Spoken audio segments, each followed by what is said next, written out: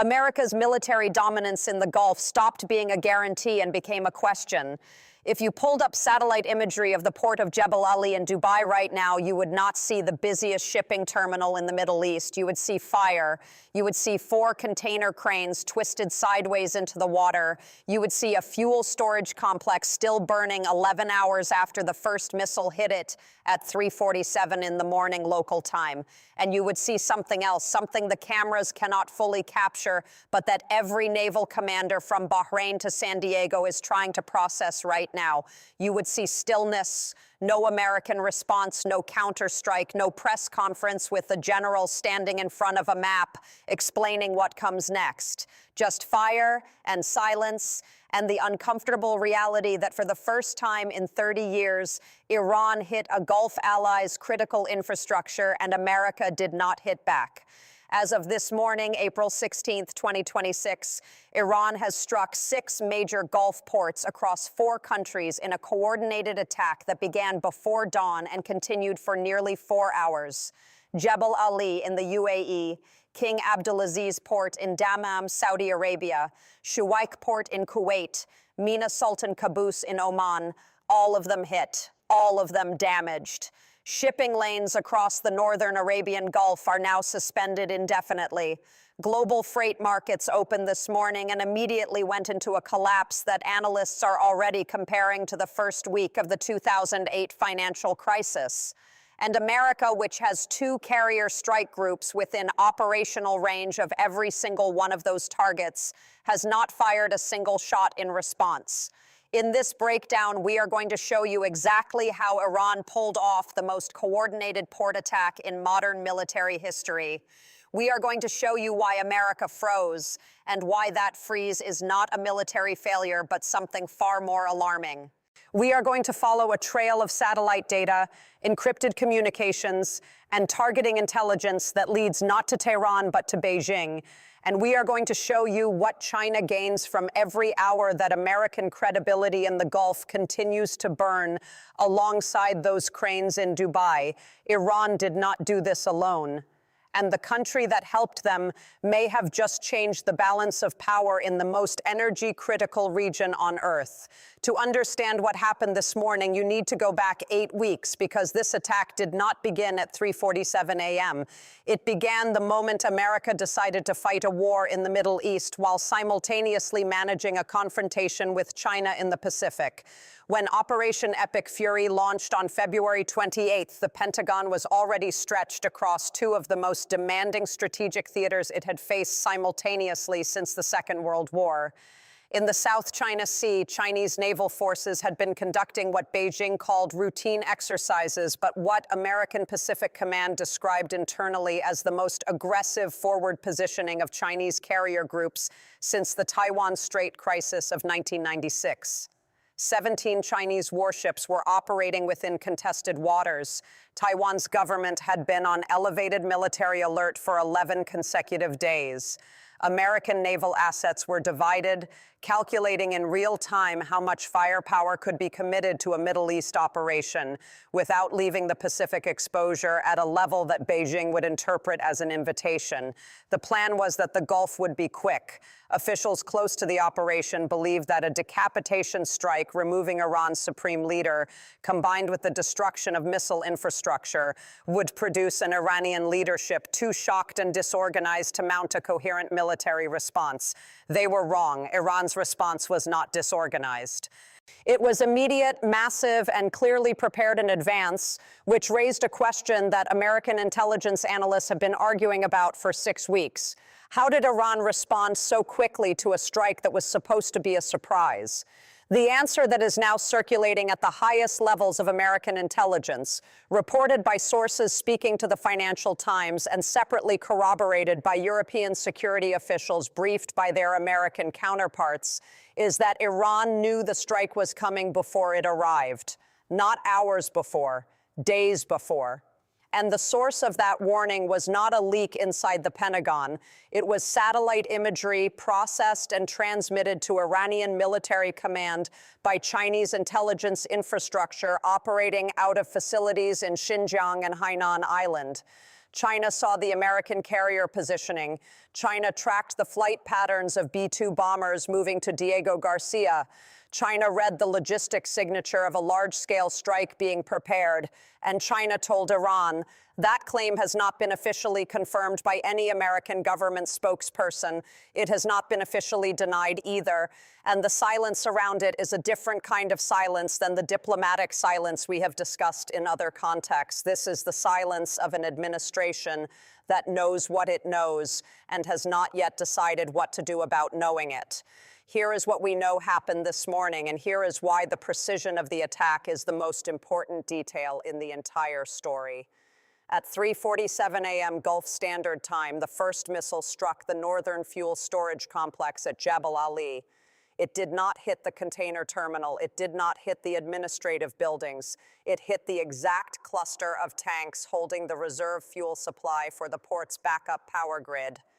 11 minutes later, a second strike hit King Abdulaziz Port in Dammam, targeting the desalination intake infrastructure adjacent to the port facility, not the cranes. Not the loading equipment, the water supply that keeps the port's 14,000 daily workers operational. At 4:22 a.m., Shuaik Port in Kuwait was hit with 3 simultaneous strikes that destroyed the only 2 bridges connecting the port's eastern loading zone to the main highway network. Pause. These were not random attacks. These were not missiles aimed at large visible targets to maximize footage. Every single strike hit a secondary support system, the fuel, the water, the road access, the things that are not dramatic to look at, but without which a port cannot function for weeks, regardless of how intact its cranes and loading equipment appear. That level of targeting precision requires intelligence. It requires updated facility maps. It requires knowledge of which systems are critical and which are redundant. It requires, at minimum, satellite imagery updated within 24 to 48 hours of the attack, showing the operational status of each target. Iran does not have that satellite capability. Iran's domestically operated reconnaissance satellites do not produce imagery at the resolution required to identify secondary infrastructure vulnerabilities at foreign port facilities with that level of specificity. Somebody gave Iran that targeting data. And while American intelligence is not officially saying who, 3 separate European security sources speaking this week to outlets including Der Spiegel and Le Monde have pointed in the same direction. China's Yaogan satellite constellation, which operates at resolutions capable of reading vehicle license plates from orbit, had coverage passes over all 6 targeted ports in the 36 hours preceding the attack. That is not a coincidence. That is a pattern. While the physical strikes were hitting Gulf infrastructure, something else was happening simultaneously in financial markets that deserves its own examination. Within 22 minutes of the first confirmed reports of the Jebel Ali strike, trading algorithms in Singapore, London, and Chicago began executing sell orders across shipping, insurance, and Gulf-linked equities at a speed and coordination that market regulators in 3 countries are now investigating. The question they are asking is whether somebody knew this was coming before the missiles launched. Brent crude jumped 14% in 40 minutes, the fastest single-session oil price movement since the first Gulf War. Container shipping insurance premiums for Gulf routes tripled before most port operators had even confirmed the scale of the damage. Somebody positioned for this. The financial fingerprints of foreknowledge are in the data, and they are being traced right now. Now let's get to the question that every analyst, every general, and every Gulf state ambassador in Washington is asking today. Why didn't America respond? Sources inside the Pentagon speaking to Reuters describe what happened in the hours following the first strikes as a decision-making paralysis that nobody who was present wants to describe on the record. The USS Gerald R. Ford Carrier Strike Group was 340 nautical miles from Jebel Ali when the attack began, within range, armed, ready, and yet orders to launch a retaliatory strike never came. The reason, according to 2 sources described as senior defense officials, is a classified intelligence assessment that was placed in front of the National Security Council within 90 minutes of the first missile hitting Dubai. That assessment said, in language that sources describe as unusually direct for an intelligence document, that any American military strike against Iranian territory in response to the port attacks would trigger a pre-planned Chinese naval response in the Taiwan Strait within 6 hours. Read that again slowly. America could not hit Iran back this morning because China told America through back channels that are still being confirmed and documented that if it did, Taiwan would be the price. The Gulf and the Pacific are now connected in a way that American strategic planning did not fully account for when Operation Epic Fury was authorized in February. China has effectively handed Iran a shield, and that shield has just been tested for the first time in a live operational scenario. It held. A senior European diplomat speaking to Politico this afternoon described the back-channel Chinese communication as a masterpiece of strategic deterrence without a single shot being fired by China. China did not need to threaten war directly. China simply needed to make America calculate the cost of responding in the Gulf against the risk of a simultaneous crisis in the Pacific, and America looked at those two calculations together and froze. That freeze lasted 4 hours. It may still be ongoing. Follow the incentives here, because China's involvement in this morning's attack, if confirmed at the level intelligence agencies are now assessing, is not an impulsive act. It is the execution of a strategy that has been years in development. China's first incentive is Taiwan. Every week that America is militarily committed in the Middle East is a week in which American Pacific Command is operating below its optimal force posture.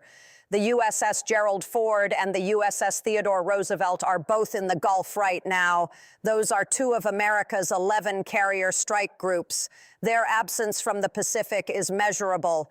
China has been watching American carrier deployment patterns for 4 years and has been building its military timeline around the windows when Pacific coverage is thinnest. This is that window. China's second incentive is energy. Roughly 40% of China's oil imports pass through the Persian Gulf. If you assume China is helping Iran destabilize Gulf infrastructure, that creates an obvious contradiction unless you understand that China is not worried about the disruption. China pre-purchased 6 months of strategic oil reserves beginning in January 2026, a procurement spike that American intelligence noticed at the time but did not fully interpret. China positioned itself to absorb a Gulf energy disruption before the disruption happened. China's allies and trading partners are now scrambling for oil on a market where prices are surging. China has the reserves. China can offer supply to countries that need it on Chinese terms through Chinese infrastructure. A Gulf crisis is not a problem for China. It is an opportunity. China's third incentive is the dollar. Every global energy shock that forces countries to seek alternative supply arrangements is an opportunity to advance the yuan as a trading currency for oil transactions.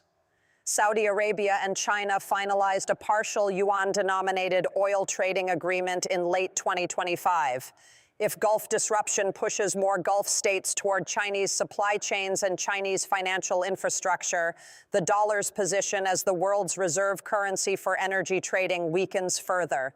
This morning's port attacks, if they extend shipping disruptions for weeks rather than days, accelerate that process in ways that no diplomatic negotiation could achieve in years. Where is America's response to all of this? Here is the part that should genuinely concern you. President Trump has not addressed the port attacks in any official capacity as of this broadcast. The White House issued a statement describing the attacks as unacceptable and promising consequences. Language so generic that Gulf state leaders, according to a source speaking to the Associated Press, privately described it as the most hollow statement they had ever received from an American administration in a moment of crisis. Saudi Crown Prince Mohammed bin Salman has not taken a call from Washington today, according to two sources familiar with the communications schedule between Riyadh and the White House. The UAE's foreign minister flew to Beijing this morning, not Washington. Oman, whose port was just hit, has said nothing publicly, which, given Oman's traditional role as a quiet diplomatic intermediary between America and Iran, is itself a statement. The coalition that America has spent 30 years building in the Gulf, the architecture of bases, agreements, and security guarantees that projects American power from Bahrain to Qatar to the UAE, is watching today to see whether American security guarantees mean anything when they are tested against Chinese deterrence. And what they saw this morning so far is American silence. Reports from inside the State Department, described by a source to Bloomberg as the most tense internal environment since the early days of the Ukraine war, describe a building divided between officials who believe America must respond militarily regardless of Chinese signals, and officials who believe that a response in the Gulf that triggers a Taiwan crisis would be the worst strategic outcome in a generation. Secretary Rubio held 3 unscheduled calls this morning. His schedule for the afternoon has been cleared entirely. That kind of schedule clearing does not happen for routine crisis management. That happens when the options on the table have no clean answers. The Gulf states themselves are recalculating in real time. 3 of the 4 countries whose ports were attacked this morning have significant existing economic relationships with China.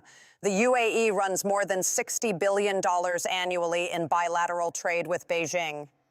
Saudi Arabia's Vision 2030 infrastructure development program has absorbed tens of billions in Chinese investment.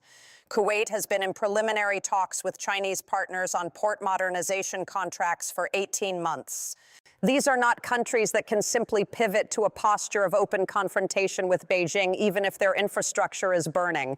The message Iran and China have sent this morning, whether or not it was deliberately coordinated to be interpreted this way, is that the Gulf's security relationship with America cannot protect them from attacks that America cannot respond to without triggering something worse elsewhere. That is not a small message. That is the most consequential signal sent to American allies in the Middle East since the original Gulf War established American military dominance in the region in 1991.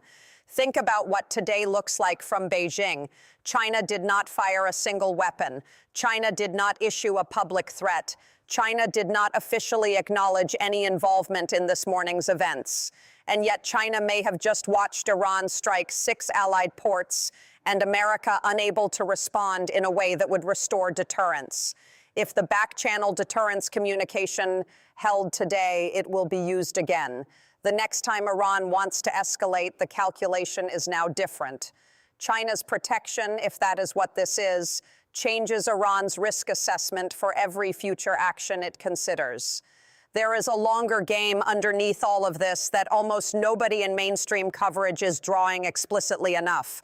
China and Russia are not acting in isolation right now. Russia is offering to broker the nuclear deal. China may be enabling Iran's conventional military escalation. Together, without any formal alliance or coordinated public announcement, these 2 countries are reshaping the architecture of the conflict in ways that systematically reduce American options. Russia takes the nuclear piece off the table on its own terms. China covers the conventional military piece with Pacific deterrence. Iran executes the kinetic operations. No single country is overextended. No single country is formally at war with America. But together, the effect is the same as if they were. America is being outmaneuvered across 3 simultaneous dimensions, nuclear, conventional, and economic, by a coordination that does not need a signed treaty to function. All it needs is shared interest. And right now, Russia, China, and Iran have exactly that. So where does this go from here? Here is what the next 72 hours looks like if current trajectories hold.